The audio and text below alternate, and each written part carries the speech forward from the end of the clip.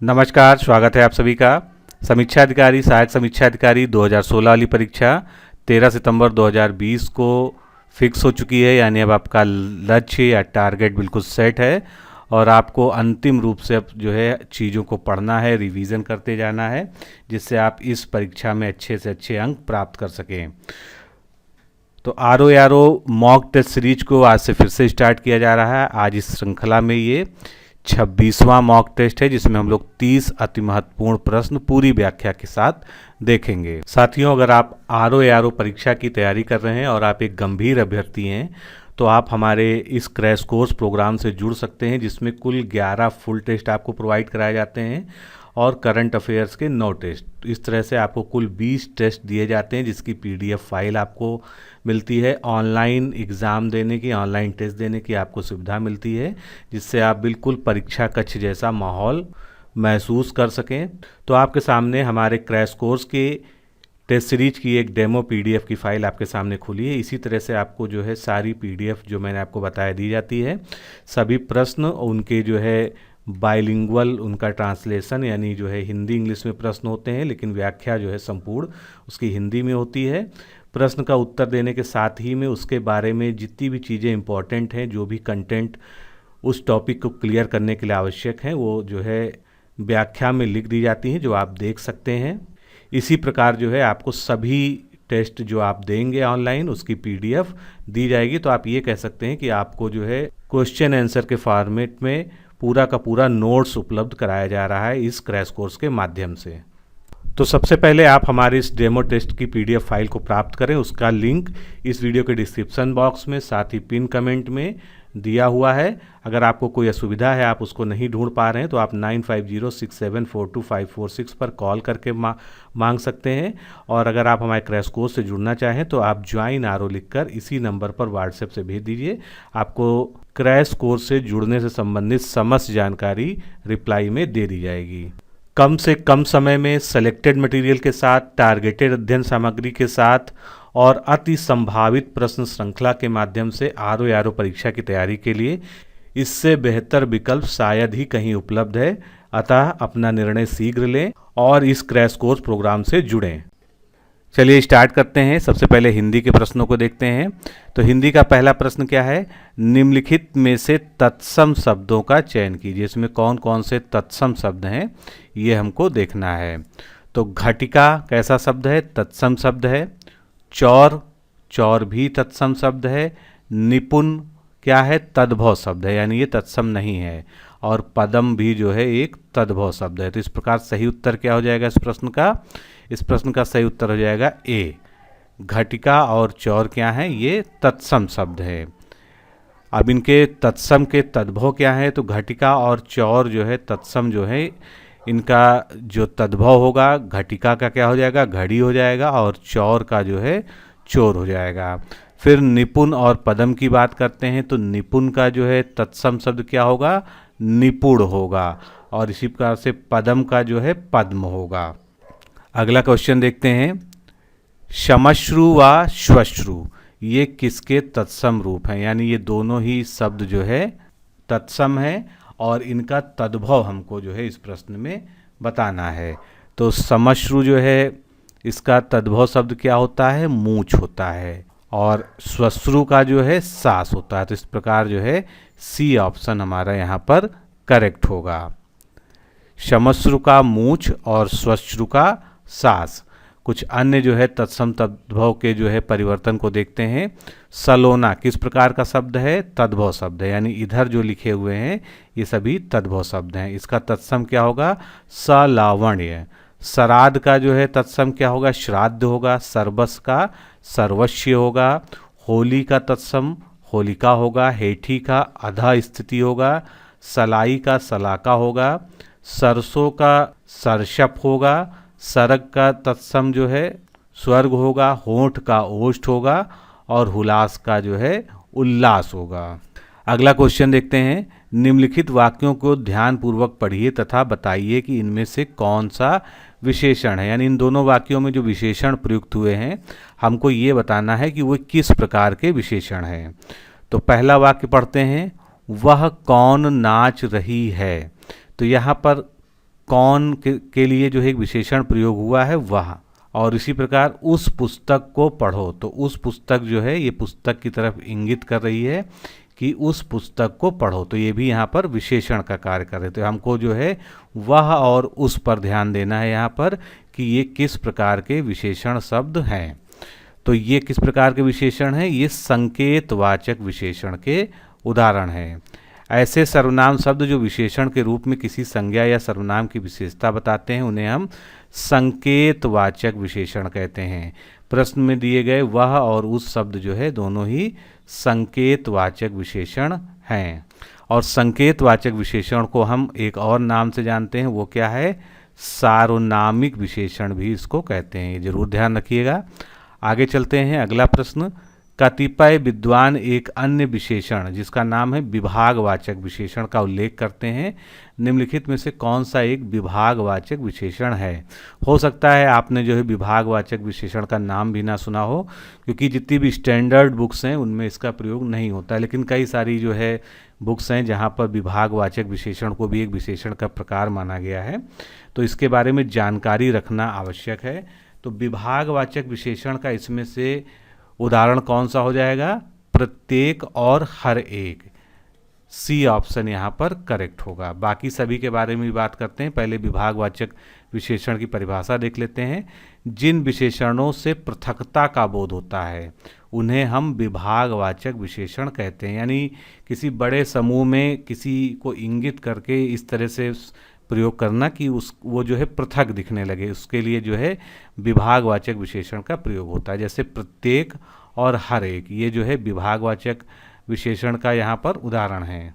जबकि अगर आप इसको रेगुलर उसमें डिवीजन में देखेंगे तो ये जो है समुदायवाचक विशेषण के अंतर्गत भी आते हैं। अगला क्या है, पापी। तो पापी किस प्रकार का विशेषण है, ये गुणवाचक विशेषण का उदाहरण है। 5 किलो, तो यहाँ पर जो है परिमाण बचाया जा रहा है। क्या बताया जा रहा है, निश्चित परिमाण बताया जा रहा है कि कोई भी चीज़ की जो है क्वांटिटी कितनी है, 5 किलो है, इसलिए क्या हो गया, निश्चित परिमाणवाचक विशेषण हो गया। फिर बीकानेरी, ये यहाँ पर व्यक्तिवाचक विशेषण भी है, लेकिन अगर मूल रूप से देखा जाए तो ये क्या है, ये गुणवाचक विशेषण है। कुछ पुस्तकों में गुणवाचक विशेषण में व्यक्तिवाचक विशेषण उसका एक प्रकार के रूप में दिया होता है। जिस प्रकार लखनऊ से लखनवी बन जाता है, दिल्ली से दहलवी बन जाता है, राजस्थान से राजस्थानी बन जाता है, उसी प्रकार जो है बीकानेर से बीकानेरी बन जाता है।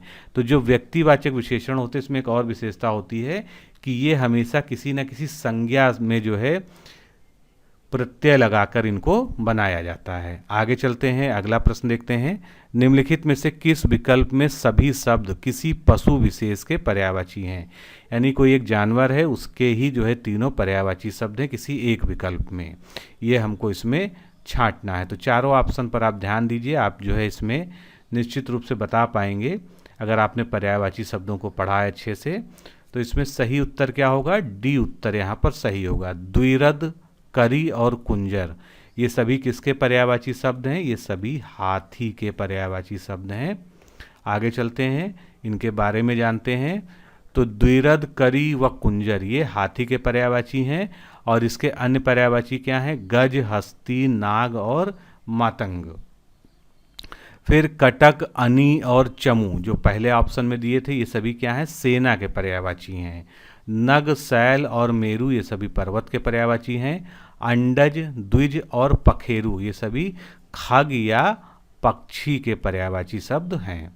आगे चलते हैं, अगला प्रश्न, वपु व गात क्रमशः किसके पर्यायवाची शब्द हैं।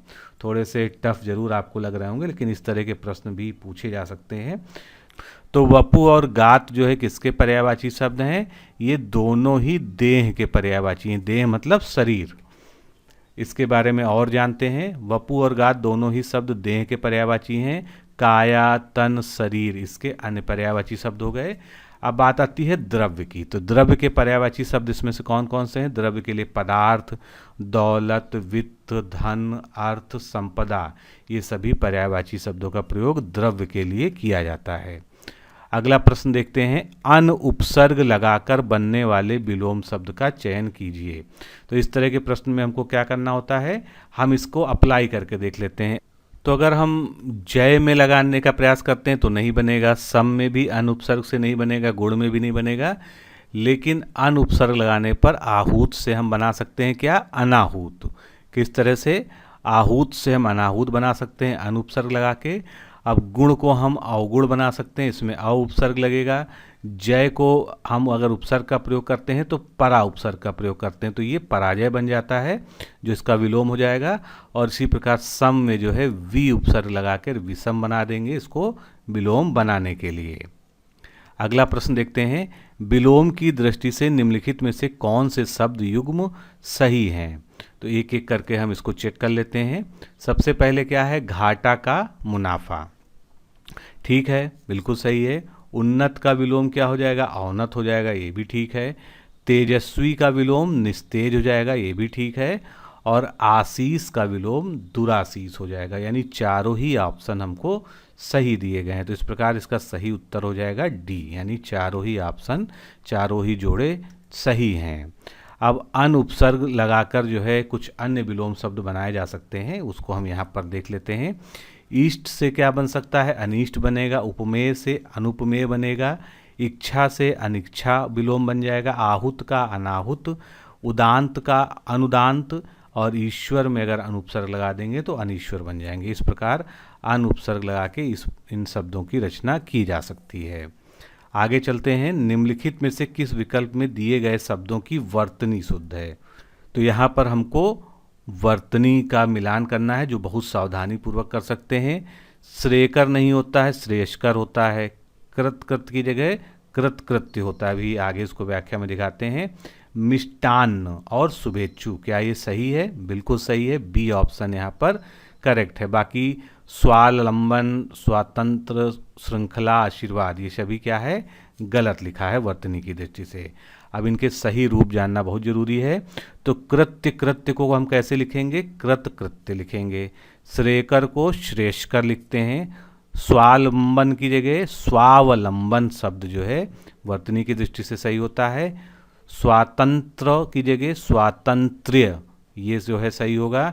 श्रृंखला में जो है दूसरा रा नहीं लगता है, श्रृंखला इस तरह से लिखा जाता है।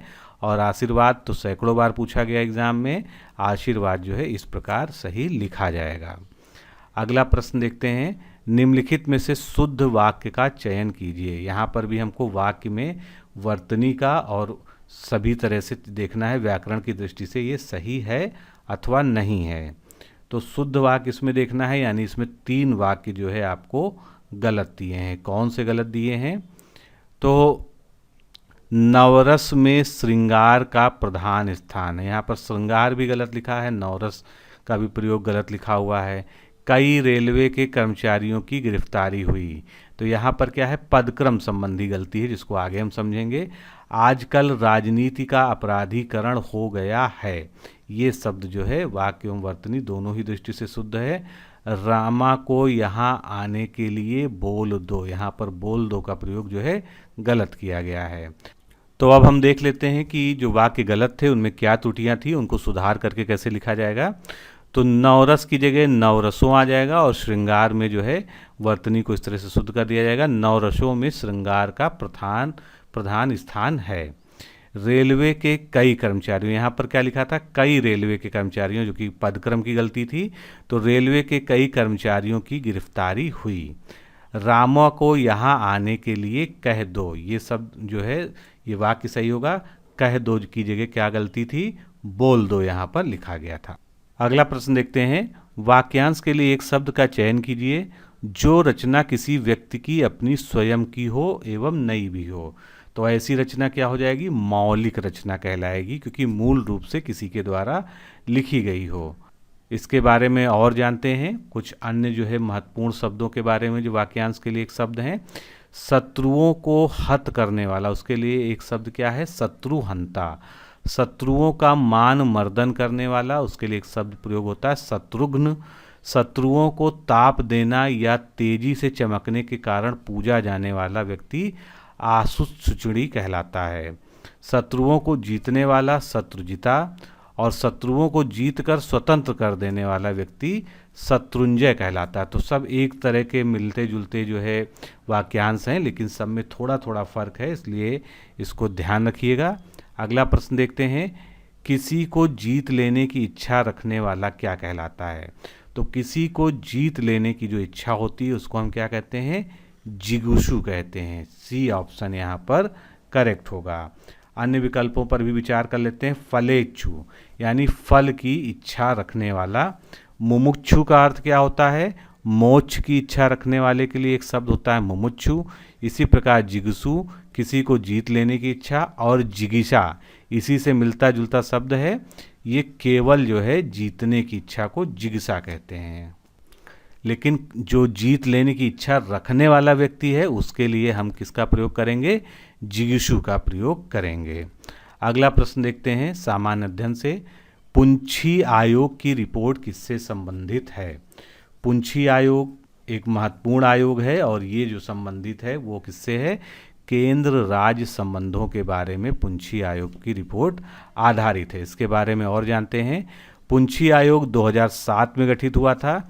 इसकी रिपोर्ट का संबंध केंद्र राज्य संबंधों से है। यह रिपोर्ट मदन मोहन पुंछी, क्योंकि इसको MM पुंछी जो इनका पूरा नाम था, मदन मोहन पुंछी की अध्यक्षता में अप्रैल 2010 में तैयार करके पेश की गई थी। यानी 2007 में जो है ये आयोग बना था और 2010 में इसने अपनी रिपोर्ट सबमिट कर दी थी। केंद्र राज्य संबंधों पर समय समय पर विभिन्न आयोग बने हैं या समितियां बनाई गई हैं, जैसे कि एक बहुत पूछा जाता है राज मन्नार समिति। ये कब बनी थी? 1969 में बनी थी। सरकारिया आयोग ये भी केंद्र राज्य संबंधों पर आधारित थी, 1983 में गठन हुआ था। और MM पुंछी जो हम पढ़ रहे हैं ये 2007 का आयोग था। अब भारत में कई सारे आयोग और समितियां बनाई गई समय समय पर, और इससे प्रश्न भी प्राय पूछे जाते हैं कि उनका विषय क्या था। तो मल्होत्रा समिति ये बीमा क्षेत्र में सुधार के संबंध में थी। शंकर लाल गुरु समिति ये कृषि विपणन के संबंध में थी। KN काबरा समिति ये फ्यूचर ट्रेडिंग के बारे में थी। चक्रवर्ती समिति 2, क्योंकि कई सारी समितियां सेम नाम से होती हैं इसलिए 1-2 लगा दिया जाता है, ये बैंकिंग क्षेत्र में सुधार से संबंधित थी। NK सिंह समिति ये विद्युत क्षेत्र में सुधार संबंधित थी। राजिंदर सच्चर समिति ये कंपनीज एंड MRPT एक्ट से संबंधित थी। रंगराजन समिति कई बार बनी है। और जो तीसरी समिति थी रंगराजन समिति 3rd, ये निजी क्षेत्र में यानी प्राइवेट सेक्टर में जो है सुधार के संबंध में था। आबिद हुसैन समिति कई बार पूछा गया है, छोटे पैमाने के उद्योगों के सुझाव हेतु ये बनी थी। फिर नरसिम्हन समिति बैंकिंग सुधार से संबंधित है। तेंदुलकर समिति बहुत ही इंपॉर्टेंट है एग्जाम के पॉइंट ऑफ व्यू से, ये निरंतरता रेखा के आकलन के लिए बनी हुई है। दंतेवाला समिति बेरोजगारी का अनुमान इसके द्वारा लगाया गया था। सुखमय चक्रवर्ती समिति महत्वपूर्ण है, मौद्रिक प्रणाली पर यानी मॉनेटरी सिस्टम पर पुनर्विचार करने के लिए बना था। दत्त समिति ये जो है औद्योगों को लाइसेंस देने के संबंध में यानी औद्योगिक लाइसेंसिंग से संबंधित है। राजा चिलैया समिति पूछा जा चुका है, कर सुधार से संबंधित है, टैक्स रिफॉर्म से रिलेटेड है। चिलैया समिति जो है ये काला धन की समाप्ति। हजारी समिति इंडस्ट्रियल पॉलिसी या औद्योगिक नीति से संबंधित है। PC अलेक्जेंडर समिति ये आयात निर्यात नीतियों के उदारीकरण से संबंधित है। उसके अलावा तिवारी समिति की बात करें तो ये औद्योगिक रुग्णता से संबंधित है। चक्रवर्ती समिति मौद्रिक पद्धति के कार्यों की समीक्षा के लिए बनी थी। रंगराजन समिति ये भुगतान संतुलन से संबंधित थी। गोस्वामी समिति औद्योगिक रुग्णता से, और चक्रवर्ती समिति और गोस्वामी समिति दोनों ही औद्योगिक रुग्णता से संबंधित हैं, इसको याद जोड़ कर लिख लीजिएगा। भंडारी समिति क्षेत्रीय ग्रामीण बैंकों की पुनर्संरचना से संबंधित है। KR वेणुगोपाल समिति ये सार्वजनिक वितरण प्रणाली के तहत केंद्रीय निर्गम मूल्य निर्धारण के लिए गठित हुई थी। DK गुप्ता समिति का संबंध दूरसंचार विभाग की पुनर्संरचना से है। राकेश मोहन समिति ये आधारिक संरचना का वित्तीयन से संबंधित है। मालेगांव समिति महत्वपूर्ण है, पूछी भी जा चुकी है, ये प्राथमिक पूंजी बाजार से संबंधित है। कुछ और समितियां भी हैं, इसको भी देख लेते हैं। सोधानी समिति ये विदेशी मुद्रा बाजार से रिलेटेड है। OP सोधानी विशेषज्ञ दल का एक गठन हुआ था, ये भी जो है विदेशी विनिमय यानी फॉरेन एक्सचेंज बाजार के विकास संबंधित है। चंद्रात्रे समिति ये शेयर व प्रतिभूतियों की स्टॉक एक्सचेंजों में डीलिस्टिंग के बारे में है। एस तारापोर समिति कई बार पूछा गया है, बहुत महत्वपूर्ण है, पूंजी खाते की परिवर्तनशीलता के संबंध में है। एन.एस. वर्मा समिति वाणिज्यिक बैंकों यानी कमर्शियल बैंक की पुनर्संरचना रिस्ट्रक्चरिंग से संबंधित है। दवे समिति ये असंगठित क्षेत्र के लिए पेंशन की सिफारिश से संबंधित है। फिर आ जाती है रंगराजन समिति 2, ये पेट्रोलियम उत्पादों पर प्रशुल्क संरचना के संबंध में है। अभिजीत सेन समिति महत्वपूर्ण है, कृषिगत उत्पादों के थोक एवं खुदरा मूल्यों पर फ्यूचर ट्रेडिंग की समीक्षा। सी रंगराजन समिति बचत एवं निवेश के आंकड़ों की समीक्षा। और सुब्बा राव समिति ये मॉनेटरी पॉलिसी यानी मौद्रिक नीति पर तकनीकी सलाह हेतु बनाई गई थी। अगला प्रश्न, राष्ट्रीय आपातकाल से संबंधित निम्नलिखित कथनों पर विचार कीजिए। तो राष्ट्रीय आपातकाल से 2 कथन दिए हुए हैं, इस पर हमको विचार करना है और ये बताना है कि कौन सा सही है या कौन सा गलत है या दोनों ही सही हैं। तो पहला कथन पढ़ते हैं। 1975 के 38वें संविधान संशोधन अधिनियम ने राष्ट्रीय आपातकाल की घोषणा को न्यायिक समीक्षा के दायरे से बाहर रखता था, किंतु 44वें संविधान संशोधन 1978 द्वारा यह प्राविधान समाप्त कर दिया गया। तो अगर आप इस कथन पर विचार करें तो आप जानते होंगे इंदिरा गांधी के अगेंस्ट जो है इलाहाबाद हाई कोर्ट का फैसला आया था, 1975 में आपातकाल फिर लागू कर दिया गया। और उस फैसले को पलटने के लिए जो है, क्योंकि उस फैसले से उनका जो है खुद का जो चुनाव था वो रद्द हो रहा था और वो प्रधानमंत्री नहीं बन पा रही थी, तो उसके लिए जो है 38वां संविधान संशोधन लाया गया, जिसमें कहा गया कि आपातकाल जो लगाया जाता है वो उसकी कोर्ट जो है न्यायिक समीक्षा नहीं कर सकती है। और ये काफ़ी दिन तक जो है लागू रहा, लेकिन बाद में जो है अगली सरकारों ने 44वां संविधान संशोधन 1978 के द्वारा इस प्रावधान को ख़त्म कर दिया। यानी उन्होंने फिर से जो है ये कर दिया कि आपातकाल राष्ट्रपति लगाता है, उद्घोषणा करता है, लेकिन उसकी न्यायिक समीक्षा जो है सुप्रीम कोर्ट या हाई कोर्ट कर सकता है। तो इस प्रकार अगर हम देखें तो पहला कथन बिल्कुल ठीक है। दूसरे कथन पे बात करते हैं। आपातकाल की उद्घोषणा एवं जारी रखने का प्रत्येक प्रस्ताव संसद के साधारण बहुमत द्वारा पारित किया जाता है। अब यहाँ पर सब कुछ ठीक लिखा है, लेकिन यहाँ पर एक बात लिखी है गलत, साधारण बहुमत नहीं होना चाहिए, इसकी जगह जो है विशेष बहुमत की आवश्यकता होती है। तो इस प्रकार पहला कथन ही केवल सही है, बाकी गलत हैं। अब उसके बारे में थोड़ा सा और जानते हैं। 1978 के 44वें संविधान संशोधन के द्वारा यह निश्चित किया गया कि आपातकाल की उद्घोषणा अथवा इसके जारी रहने तक प्रत्येक प्रस्ताव संसद के दोनों सदनों द्वारा विशेष बहुमत से पारित होना चाहिए, ना कि साधारण बहुमत से। अगला प्रश्न, अजंता गुफाओं पर उत्कीर्ण कलाकृतियों का संबंध किस काल से है? तो अजंता गुफाएं आप जानते हैं, उसमें बौद्ध काल, मौर्य काल, गुप्त काल सभी की जो है कुछ ना कुछ जो है विशेषताएं प्राप्त हुई हैं। लेकिन जब इस तरह का प्रश्न आपके सामने होगा तो उसका सही उत्तर होगा गुप्त काल। आगे चलते हैं, इसकी व्याख्या से मैं आपको समझाने का प्रयास करता हूँ। अजंता कलाकृतियाँ गुप्त काल से संबंधित हैं। इसमें बुद्ध से संबंधित कहानियों को चित्रित किया गया है। अजंता गुफाओं की जो खोज है वो 1819 में ब्रिटिश सेना की मद्रास रेजिमेंट के एक सैन्य अधिकारी जॉन स्मिथ द्वारा शिकार खेलते समय की गई थी। पूछा जा सकता है कि अजंता की खोज किसने की थी, तो जॉन स्मिथ ने की थी। चट्टानों को काटकर बनाए गए बौद्ध गुफा मंदिर व मठ अजंता गांव के समीप उत्तर मध्य महाराष्ट्र पश्चिम भारत में स्थित हैं, जो अपनी भित्ति चित्रकारी के लिए विख्यात हैं। अजंता में निर्मित कुल 29 गुफाओं में से वर्तमान में 6 ही गुफा, कौन सी गुफा संख्या 1, 2, 9, 10, 16 और 17 जो है शेष हैं। अजंता की गुफाओं को वर्ष 1983 में यूनेस्को ने विश्व विरासत स्थलों की सूची में शामिल कर लिया था। अजंता गुफाओं का जो निर्माण है ये 2री से 6ठी शताब्दी के बीच किया गया था और वाकाटक वंश के वसुगुप्त शाखा के शासक हरिसेन के मंत्री वराह मंत्री ने गुफा संख्या 16 को बौद्ध संघ को दान में दे दिया था। अजंता गुफाओं में 200 से 650 ईस्वी के बीच बौद्ध धर्म से संबंधित कहानियाँ, जिनको हम जातक कथाएं कहते हैं, इनको उत्कीर्ण किया गया है। ऐसा माना जाता है कि इन गुफाओं का निर्माण 2 अलग अलग कालों अर्थात सातवाहन और वाकाटक काल के दौरान किया गया था। अजंता में फ्रेस्को और तथा टेम्पोरा दोनों ही विधियों से चित्र बनाए गए हैं और चित्र बनाने से पूर्व दीवार को भली भांति रगड़कर साफ किया जाता था तथा फिर उसके ऊपर एक लेप चढ़ा दिया जाता था। अगला प्रश्न देखते हैं, गुप्त राजवंश के शासक कुमारगुप्त प्रथम, इनसे संबंधित निम्नलिखित कथनों पर विचार करना है और कौन से कथन सही हैं हमको ये बताना है। तो एक एक करके जो है आप इसको पढ़िए और जो है कौन से सही हैं कौन से गलत हैं आपको इसके बारे में बताना है। यह गुप्त राजवंश का प्रथम महत्वपूर्ण शासक था। तो आप जानते हैं कुमारगुप्त प्रथम जो है पहले महत्वपूर्ण शासक नहीं थे। तो पहला कथन तो गलत हो गया। वह भगवान कार्तिकेय का भक्त था, ये बिल्कुल सही कथन है। उसके शासनकाल के अंतिम वर्षों में तुर्की आक्रमणों के कारण साम्राज्य की शांति व समृद्धि में बाधा उत्पन्न हुई, ये भी कथन बिल्कुल सही है। यह चांदी के सिक्के जारी करने वाला प्रथम शासक था, ये भी कथन गलत है।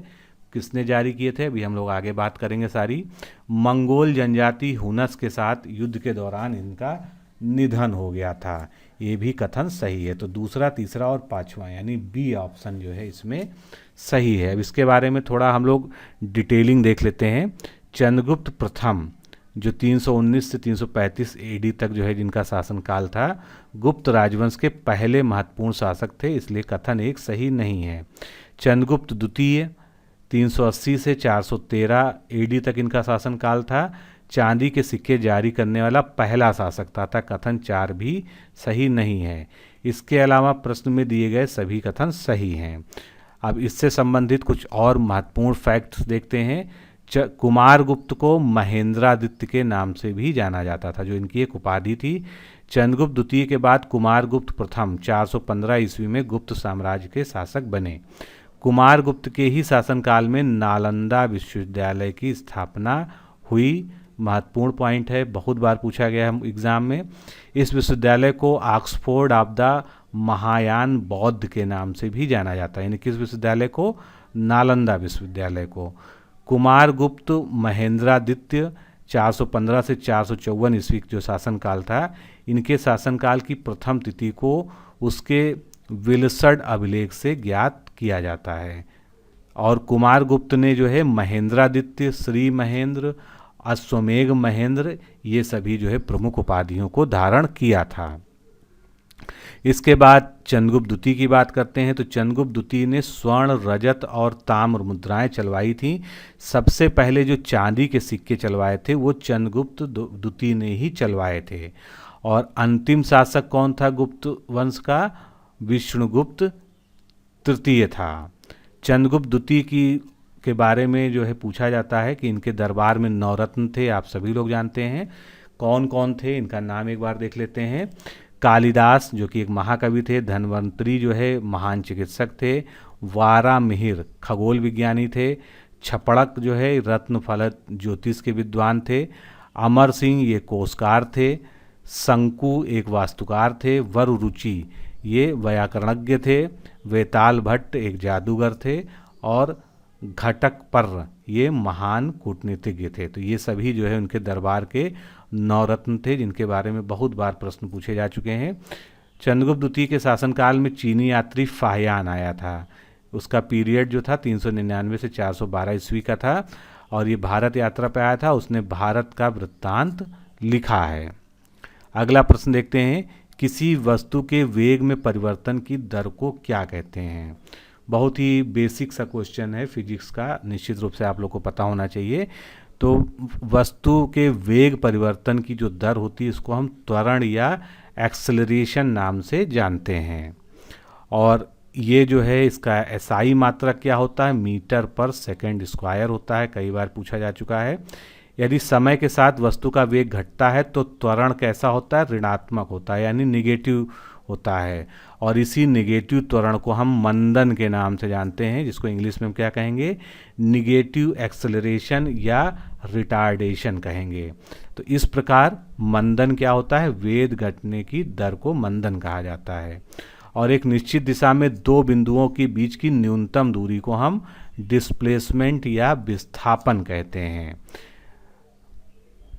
विस्थापन के बारे में और डिटेल में देखते हैं। किसी वस्तु या मनुष्य द्वारा अपनी शुरू की स्थिति व अंत की स्थिति के बीच की सबसे कम दूरी वाले पथ की लंबाई को हम विस्थापन कहते हैं, क्योंकि दूरी और विस्थापन में अंतर है। मान लीजिए कि ए यहाँ पर है और बी कहाँ पर है, यहाँ पर है, और जो रास्ता है वहाँ पहुँचने का वो इस तरह से कुछ है, और इसकी लंबाई जो है कितनी है, 1 किलोमीटर है। तो ये इनके बीच की दूरी हो गई, ए और बी के बीच की। लेकिन ए और बी जो बिंदु हैं, इन दोनों के बीच मान लीजिए 400 मीटर की दूरी है, जो न्यूनतम दूरी है। तो ये जो न्यूनतम दूरी है, इसी को हम विस्थापन या डिस्प्लेसमेंट कहते हैं। विस्थापन एक जो है सदिश राशि है, इसमें परिमाण के साथ साथ दिशा का भी होना जरूरी है, और एमकेएस पद्धति में इसका मात्रक मीटर होता है। किसी दिए गए समयांतराल में वस्तु द्वारा तय किए गए मार्ग को जो है दूरी कहते हैं, यानी मार्ग की जो लंबाई होती है उसकी दूरी कहते हैं। तो यहाँ पर अगर हम दूरी की बात कहें तो ये कितनी है, 1 किलोमीटर, लेकिन विस्थापन इसका कितना है, 400 मीटर है। अगला प्रश्न, किसान का हल किस प्रकार का उत्तोलक या लीवर है? तो ये हम लोगों जानते हैं कि लीवर कई प्रकार के होते हैं, प्रथम श्रेणी, द्वितीय श्रेणी, तृतीय श्रेणी के तीनों तरह के लीवर होते हैं। तो जो किसान का हल होता है ये किस श्रेणी का लीवर है ये बताना है। तो ये किस श्रेणी का है, तृतीय श्रेणी यानी 3rd कैटेगरी का ये लीवर है। अब एक एक तरह के लीवर को देख लेते हैं। पहले हम प्रथम श्रेणी के उत्तोलक की बात करते हैं। इस वर्ग के उत्तोलकों में आलंब, आयास और भार, ये 3 इसके मुख्य बिंदु होते हैं। तो आलंब, आयास और भार बीच में स्थित होता है, यानी आलंब जो है सबसे बीच में होता है, आयास और भार के बीचों बीच में आलंब होता है। इसके उदाहरण क्या हैं, जैसे प्लास है, कैंची है, कील है, उखाड़ने की कोई मशीन है, सड़सी है, हैंडपंप है, साइकिल का ब्रेक, ये सभी जो है प्रथम श्रेणी के उत्तोलक हो गए। द्वितीय श्रेणी के जो उत्तोलक होते हैं, इस वर्ग के उत्तोलकों में जो आलंब होता है तथा आयास होता है, इसके बीच में भार होता है, यानी भार हमारा जो है W जो है वो बीच में आ जाता है, और आलंब और आयास जो है दोनों सिरे पर होता है। इसके उदाहरण क्या हैं, जैसे नींबू निचोड़ने की मशीन हो गई, सरौता हो गया, एक पहिए की कूड़ा ढोने वाली जो गाड़ी हो गई, ये सभी जो है द्वितीय श्रेणी के उत्तोलक हो गए। तृतीय श्रेणी के जो उत्तोलक होते हैं, इस वर्ग में उत्तोलकों में आलंब यानी F और भार के बीच में आयास होता है, यानी E जो है बीच में आ जाता है। तो इसको आप जो है एक डायग्राम बना के जो है लिख लेंगे, तो ये आप हमेशा याद रखेंगे। इसके उदाहरण क्या हैं, जैसे किसान का हल है, चिमटा है, मनुष्य का हाथ है, ये सभी जो है तृतीय श्रेणी के उत्तोलक के या लीवर के उदाहरण हैं। अगला प्रश्न, आर्थिक दृष्टि से एक पिछड़े देश की विशेषता इनमें से क्या नहीं है?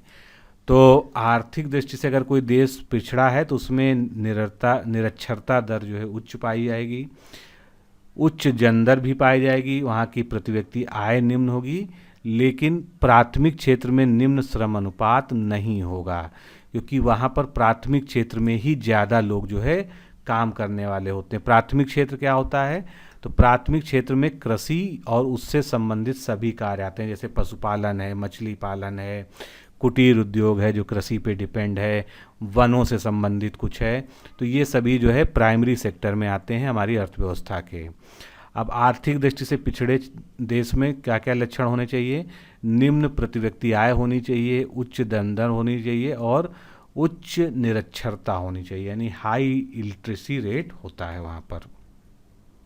अगला प्रश्न, ऑपरेशन कुटीर ज्योति ये किससे संबंधित है? तो नाम में क्या लिखा हुआ है, कुटीर भी लगा है, ज्योति भी लगा है। कुटीर से अगर हम अनुमान लगाएं तो ये कुटीर उद्योग होना चाहिए, ज्योति से लगाएं तो ये क्या होना चाहिए, ग्रामीण विद्युतीकरण होना चाहिए। लेकिन इसका सही उत्तर क्या है, ज्योति वाला हमारा फंडा सही है, ग्रामीण विद्युतीकरण से संबंधित है ऑपरेशन कुटीर ज्योति। भारत सरकार द्वारा 1988-89 में लाई गई ऑपरेशन कुटीर ज्योति योजना का उद्देश्य गरीबी रेखा से नीचे रहने वाले ग्रामीण परिवारों के जीवन स्तर में ग्रामीण विद्युतीकरण के माध्यम से सुधार लाना है। अगला प्रश्न देखते हैं, कठोपनिषद में नचिकेता नामक एक किशोर और एक देवता के बीच में बातचीत के बारे में वर्णन है। तो जो नचिकेता हैं वो किससे बातचीत कर रहे हैं, हमको ये प्रश्न में उत्तर देना है। भगवान शिव के साथ, भगवान गणेश के साथ, भगवान विष्णु के साथ, या भगवान यम के साथ। तो निश्चित रूप से आप जानते होंगे कि कठोपनिषद में नचिकेता और यम संवाद है, यानी भगवान यम के साथ में, यमराज के साथ में उनका संवाद का वर्णन है। अब हम वेद, उपनिषद, आरण्यक, इन सब से जो है कुछ इम्पॉर्टेंट फैक्ट्स को देखते हैं। तो पुनर्जन्म की अवधारणा जो है ये कहाँ पर दी है? सर्वप्रथम तो पुनर्जन्म की जो अवधारणा है सबसे पहले बृहदारण्यक उपनिषद में मिलती है, और मृत्यु की सर्वप्रथम चर्चा किसमें की गई है? शतपथ ब्राह्मण में की गई है। और मोक्ष की सबसे पहले चर्चा कहाँ की गई है? उपनिषद में की गई है। तो ये तीनों ही पॉइंट बहुत महत्वपूर्ण है एग्जाम के पॉइंट ऑफ व्यू से। ईशोपनिषद में निष्काम कर्म सिद्धांत का सबसे पहले प्रतिपादन किया गया है। ये सभी पॉइंट नोट कर लीजिएगा बहुत अच्छे से, इसी तरह के प्रश्न आपकी परीक्षा में मिलेंगे। तैत्तिरीय आरण्यक में सबसे पहले नगर की चर्चा की गई, यानी नगर की चर्चा सबसे पहले तैत्तिरीय आरण्यक में की गई है। सूदखोरी और महाजनी के बारे में सबसे पहले चर्चा कहाँ पर मिलती है? ये शतपथ ब्राह्मण में मिलती है। आध्यात्म ज्ञान संबंधी यम नचिकेता संवाद, ये कहाँ पर है? कठोपनिषद है, जो हमने इस प्रश्न में पढ़ा। मुंडकोपनिषद में यज्ञ को एक ऐसी नौका कहा गया है जिस पर विश्वास नहीं किया जा सकता, यानी यज्ञ के बारे में उसमें उल्टी बात कही गई है। सत्यमेव जयते बहुत बार पूछा गया है, ये मुंडकोपनिषद से लिया गया है। और पहली बार रजत, जिसको हम चांदी कहते हैं हिंदी में, इसका उल्लेख कहाँ पर? अथर्ववेद में हुआ है, और अथर्ववेद का कोई भी आरण्यक ग्रंथ नहीं होता है। तो ये सभी फैक्ट्स जो है बहुत इंपॉर्टेंट हैं। अगला प्रश्न, किसे धर्म सुधार आंदोलन का प्रातःकालीन तारा कहा जाता है? तो जॉन विक्लिफ को जो है धर्म सुधार आंदोलन का प्रातःकालीन तारा कहा जाता है, और इनके जो अनुयायी होते थे उनको क्या कहते थे? लोलार्ड्स के नाम से उनको हम लोग जानते हैं। अगला प्रश्न, निम्नलिखित में से कौन सी नदी रांची कहाँ पर है? झारखंड में है। रांची के दक्षिण पश्चिम पठार से निकलती है और पूर्व दिशा में प्रवाहित होते हुए जमशेदपुर से होकर गुजरती है। बहुत ही अच्छा सवाल है, अगर आप देखें थोड़ा सा आपको अपवाह तंत्र के बारे में जानकारी होनी चाहिए। तो ये जो नदी है वो कौन सी नदी है? स्वर्ण रेखा, इसको कहीं कहीं पर आप देखेंगे सुवर्ण रेखा भी लिखा जाता है। तो दोनों एक ही हैं, अलग अलग जगह अलग अलग तरीके से इसका उच्चारण होता है। स्वर्ण रेखा नदी की कुल लंबाई 395 किलोमीटर तथा अपवाह क्षेत्र का विस्तार इसका 19,296 स्क्वायर किलोमीटर है। इसका अपवाह बेसिन कहाँ कहाँ से है? झारखंड, उड़ीसा और पश्चिम बंगाल में पड़ता है। अगला प्रश्न, कुछ परियोजनाएं दी हुई हैं, उनके सामने जो है उनकी नदियां दी हुई हैं, तो हमको सुमेलन करना है कि कौन सी परियोजना किस नदी पर स्थापित है। तो एक एक करके हम देखते हैं। तिपाई मुख परियोजना, ए ऑप्शन किससे मैच कर रहा है? ये जो है बराक नदी पर स्थित है। उसके बाद चुटक परियोजना, ये जरूर आपने सुना होगा। चुटक परियोजना जो है सुरू नदी की परियोजना है। माहेश्वर परियोजना ये नर्मदा नदी पर स्थापित है, और चमेरा परियोजना जो है ये रावी नदी पर स्थित है। तो इस प्रकार हमारा डी ऑप्शन जो है करेक्ट होगा। इसको एक बार फिर से देख लेते हैं उनके स्टेट के साथ में। तिपाई मुख परियोजना मणिपुर में स्थित है, बराक नदी पर। चुटक परियोजना जम्मू कश्मीर में है, सुरू नदी पर। माहेश्वर परियोजना मध्य प्रदेश में है, नर्मदा नदी पर। और चमेरा परियोजना ये हिमाचल प्रदेश राज्य की है, जो कि रावी नदी पर स्थित है। अगला प्रश्न, चयनित टेक्स्ट, यानी कोई टेक्स्ट हमने सेलेक्ट कर लिया है, उसको थोड़ा सा हमको मोटे अक्षरों में परिवर्तित करना है, यानी अगर सिंपल भाषा में कहें तो बोल्ड करना है। तो इसके लिए हम किस शॉर्टकट की का प्रयोग करते हैं? कंट्रोल बी, ए ऑप्शन यहाँ पर करेक्ट होगा। कंट्रोल आई से हम क्या करते हैं? तो कंट्रोल आई से जो है हम किसी भी अक्षर को या पूरे वाक्य को इटैलिक्स में चेंज कर देते हैं, थोड़ा तिरछा जो होता है। कंट्रोल ई से क्या किया जाता है? टेक्स्ट या पैराग्राफ को दाएं अथवा बाएं हाशिए की ओर रखने के लिए किया जाता है। कंट्रोल आर से हम क्या करते हैं? ये दाएं हाशिए से भरता है या लिखना शुरू करता है जब हम इसको सेलेक्ट कर देते हैं। अगला प्रश्न, एक विशेष नाम है, ये हमको बताना है यहाँ पर, जो इंटरनेट साइट की पहचान बताता है, जैसे .org, .acr.com। तो ये क्या होता है? तो इसको हम क्या कहते हैं? URL कहते हैं। सी ऑप्शन यहाँ पर सही होगा। किसी इंटरनेट वेबसाइट का जो है URL, जिसको हम फुल फॉर्म है यूनिफॉर्म रिसोर्स लोकेटर, के अंत में डॉट के बाद नाम का डोमेन नेम कहते हैं। ये किसी संस्था या देश को इंगित करता है। अब किससे क्या होता है? जैसे .org अगर किसी वेबसाइट में लगा है यानी वो कोई संस्था है, ऑर्गेनाइजेशन है। .asia लगा है तो एशिया से संबंधित है। .com लगा है तो यानी वो कोई कमर्शियल वेबसाइट है। .gov लगा है तो वो कोई सरकारी संस्था का पोर्टल है। .in लगा है तो ये इंडिया या भारत से रिलेटेड है। अगला प्रश्न, अयोध्या विवाद प्रकरण व राम जन्मभूमि मामले के एक फैसले में शामिल 5 न्यायाधीशों में से कौन सा एक सम्मिलित नहीं था? तो इसमें से 5 जज थे, वो हम लोग को पता है। अब इन 5 जजों में से 4 जजों का नाम यहाँ पर दिया हुआ है, कौन सा एक इसमें शामिल नहीं है ये हमको बताना है। तो काफ़ी चर्चित मामला रहा है, इसलिए इस तरह का प्रश्न आ सकता है आपके परीक्षा में।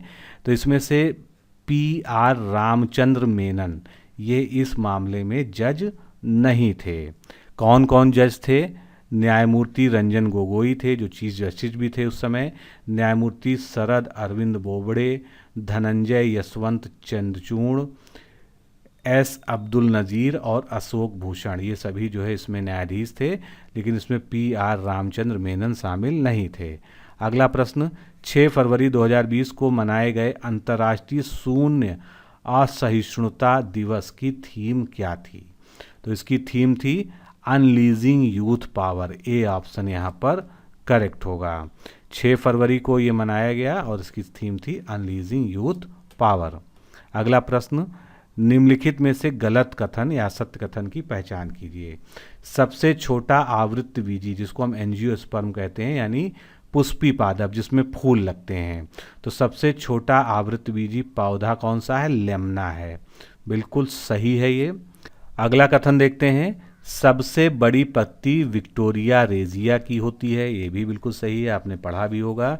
सबसे छोटा अनावृत्तबीजी पादप, अनावृत्तबीजी क्या होते हैं? जिम्नोस्पर्म होते हैं, जैसे साइकस और पाइनस। तो सबसे छोटा जो अनावृत्ति या जिम्नोस्पर्म है वो क्या है? जैमिया पिग्मिया है। ये भी कथन बिल्कुल ठीक है, यानी चौथा कथन गलत है। सबसे बड़ा बीज आर्किड का होता है, ये गलत लिखा है। सबसे बड़ा ना होके ये क्या होना चाहिए? सबसे छोटा बीज जो है आर्किड का होता है। और सबसे बड़ा बीज जो होता है लेडोसिया नामक जो है पौधा होता है उसका होता है, सबसे छोटा आर्किड का होता है। अगला प्रश्न देखते हैं, निम्नलिखित में से रबी की फसल को चिन्हित कीजिए। रबी की फसल यानी जाड़े की फसल, इतना तो आप जानते ही हैं। तो इसमें से रबी की फसल क्या हो जाएगी? चना। चना, मटर, ये सब जो है रबी की फसलें हैं। अब हम फसलों का पूरा वर्गीकरण ही देख लेते हैं। तो रबी की फसलें गेहूं, चना, मटर, जौ, सरसों, मसूर, ये सब हैं। फसलों को मुख्य रूप से 3 श्रेणी में रखा जाता है। सबसे पहले हम बात करते हैं खरीफ की फसल। तो ये भारत में जो है दक्षिण पश्चिम मानसून के समय जून जुलाई माह में बोया जाता है और अक्टूबर नवंबर में, यानी जब जाड़ा शुरू होने वाला होता है उससे पहले इसको काट लिया जाता है। तो इसमें जल की अधिक तथा तापमान की आवश्यकता होती है, यानी गर्मी भी ज़्यादा चाहिए, साथ में बरसात भी चाहिए, इसीलिए इसको जून जुलाई में बोया जाता है। कौन कौन सी फसलें हैं? सबसे प्रमुख है चावल, जिसको हम धान लिखना ज़्यादा उचित होता है। ज्वार, बाजरा, मक्का, तिल, मूंगफली, सोयाबीन, ये सब खरीफ की फसलें हैं। रबी की फसल, रबी फसलों की बुआई शीत ऋतु की शुरुआत में, यानी अक्टूबर नवंबर में होती है, जब खरीफ की फसल काट ली जाती है उसके बाद, और मार्च अप्रैल में इसको हम काट लेते हैं। इसमें कम जल की आवश्यकता होती है और औसत तापमान भी इसमें कम चाहिए होता है। इसकी प्रमुख फसलें हैं गेहूं, जौ, चना, सरसों, मटर, मसूर और आलू। जायद की फसल, ये फसल मार्च अप्रैल में बोई जाती है, जब रबी की फसल कट जाती है या उसके पैरेलल बो दी जाती है उसके, और जून जुलाई में इसको बरसात के आने तक जो है इसको काट लिया जाता है। इसमें बहुत अधिक तापमान चाहिए होता है और ये फसल किसान के लिए आर्थिक तौर पे ज़्यादा लाभकारी होती है, जैसे तरबूज है, खरबूज, खीरा, करेला, ककड़ी और बाकी बहुत सारी सब्जियां जो है जायद की फसल में आती हैं। तो दोस्तों, इस तरह से हमने 30 प्रश्नों को आज की इस सीरीज में सॉल्व किया। आप सब जो है अगर इसको साथ में सॉल्व कर रहे थे तो अपना स्कोर ज़रूर कमेंट करिएगा, और स्कोर से ज़्यादा ज़रूरी ये है कि आप इन प्रश्नों को बार बार रिपीट करके देखें। मेरी सलाह यही है कि आपने एक बार अभी देख लिया, कम से कम जो है 2 बार इसको और देखें, यानी कुल 3 बार जब आप देखेंगे तो इन सारे प्रश्नों के बारे में आपको इस सारे डिस्क्रिप्शन जो है याद हो जाएंगे, जो आपकी परीक्षा के लिए बहुत ही महत्वपूर्ण हैं। आज के लिए इतना ही, इस सीरीज को कंटिन्यू रखेंगे। नमस्कार, धन्यवाद। वीडियो स्टार्ट करने से पहले मैं 2 मिनट का आपका समय लूंगा। आप अगर समीक्षा अधिकारी की तैयारी कर रहे हैं और आप ये चाहते हैं कि आप जो है कम से कम 55 प्लस मार्क्स सिक्योर कर सकें, तो आपके लिए एक रामबाण सॉल्यूशन है, जो कि ये पीडीएफ है। ये पीडीएफ जो है आपको ई बुक के फॉर्म में प्राप्त होगी। इसका आप प्रिंट स्वयं निकलवा सकते हैं, क्योंकि इसका प्रिंट हमारे द्वारा प्रोवाइड किया जाना संभव नहीं है। अब ये पीडीएफ जो है इस तरह से आप प्रिंट निकलवाएंगे, लगभग 157 पेज की ये जो है पीडीएफ है, लेकिन इसमें हिंदी के पूरे 6 टॉपिक, जो पूरे 6 टॉपिक होते हैं, तत्सम तद्भव, विशेष विशेषण, विलोम शब्द, वाक्यांश के लिए एक शब्द, वाक्य एवं वर्तनी शुद्धिकरण, पर्यायवाची और समानार्थी शब्द जो है, ये सभी जो है इसमें आपको क्रमबद्ध रूप से मिलेंगे। और ये पूरा इस तरह से लिखा गया है, सारे प्रामाणिक स्रोत, जितनी भी अच्छी और मानक किताबें हैं उनसे, बाकी जो अन्य प्रामाणिक जो है शब्दकोश हैं और जितने भी सोर्सेज हैं, सबसे संकलित करके जो है इस ई बुक को तैयार किया गया है। और ये पीडीएफ फॉर्म में अवेलेबल है, इजीली आप जो है इसको डाउनलोड कर सकते हैं। इसके लिए जो है लिंक ये इस तरह से इस वीडियो के डिस्क्रिप्शन बॉक्स में दिया हुआ है। अगर आपको नहीं प्राप्त हो रही, कोई समस्या आ रही है, तो ये जो है कॉन्टेक्ट नंबर है 9506742546। इस पर आप जो है एक बार फ़ोन कर लीजिए या आरओ हिंदी पीडीएफ लिख के भेज दीजिए, तो उधर से आपको जो है लिंक और सारी जानकारी दे दी जाएगी। अब ये पीडीएफ जो है थोड़ा सा इसको देख लीजिए किस तरह की दिखती है, और इसका जो सैंपल पीडीएफ है, जिसमें 10-15 पन्ने जो है प्रदर्शित करने के लिए आपको दिया जा रहा है सैंपल के रूप में, उसका भी लिंक जो है डिस्क्रिप्शन बॉक्स में दिया है। आप वहां से डाउनलोड करके उसको डिस्क्रिप्शन में देख लीजिए। तो इस तरह से जो है इसमें आप देखेंगे तो जो है पहले पन्ने पर जो है सारा जो है ब्यौरा दिया है कि कौन कौन से टॉपिक हैं और किस पेज नंबर पे मिलेंगे। उसके बाद जो है जैसे ये तत्सम तद्भव है, तो यहाँ से इसकी शुरुआत होती है। सबसे पहले जो है जितने भी तत्सम तद्भव के बारे में बेसिक जानकारियां हैं और जो नियम है, जो मानक नियम है कि कौन से शब्द तत्सम है, कौन से तद्भव हैं, उन सबको डिस्कस किया गया है। इसी तरह से जो है ये पूरी पीडीएफ डिजाइन की गई है। फिर आप देख सकते हैं दूसरा टॉपिक विशेष एवं विशेषण। तो विशेष एवं विशेषण के जितने प्रकार हैं, क्रिया विशेषण, उनमें क्या भेद होता है और किस तरह से उसको हम जो है पहचान सकते हैं, सारी चीज़ें जो आपको ये ज़रूरी हैं सब यहाँ पर दी गई है। तो ये बुक है, भले हम इसको प्रिंट नहीं करा पाए, लेकिन जो है आपको पीडीएफ के फॉर्म में दी जा रही है, जिससे आप जो है चाहें तो इसको प्रिंट करा के पढ़ सकते हैं, या जो है आप ऐसे ही इसका इस्तेमाल जो है पीडीएफ से डायरेक्ट पढ़ने में कर सकते हैं। तो और कोई भी जानकारी चाहिए तो आपके सामने ये नंबर दिया है 9506742546। आप इस पर कॉल करिए या व्हाट्सएप करिए, आपको जानकारी दे दी जाएगी। इसके अलावा अगर आप जो है एक गंभीर अभ्यर्थी के रूप में समीक्षा अधिकारी, सहायक समीक्षा अधिकारी परीक्षा की तैयारी कर रहे हैं और चाहते हैं कि आप उसमें अच्छे से अच्छा जो है इस बार स्कोर करें, तो आप हमारे क्रैश कोर्स प्रोग्राम से जुड़ जाइए। क्रैश कोर्स प्रोग्राम जो है बेसिकली एक टेस्ट सीरीज है, लेकिन ये टेस्ट सीरीज जो है केवल क्वेश्चन आंसर वाली टेस्ट सीरीज नहीं है। इसमें आपको क्वेश्चन आंसर के फॉर्मेट में पीडीएफ में पूरा नोट्स दिया जाता है, जो कि क्वेश्चन की व्याख्या में लिखा जाता है।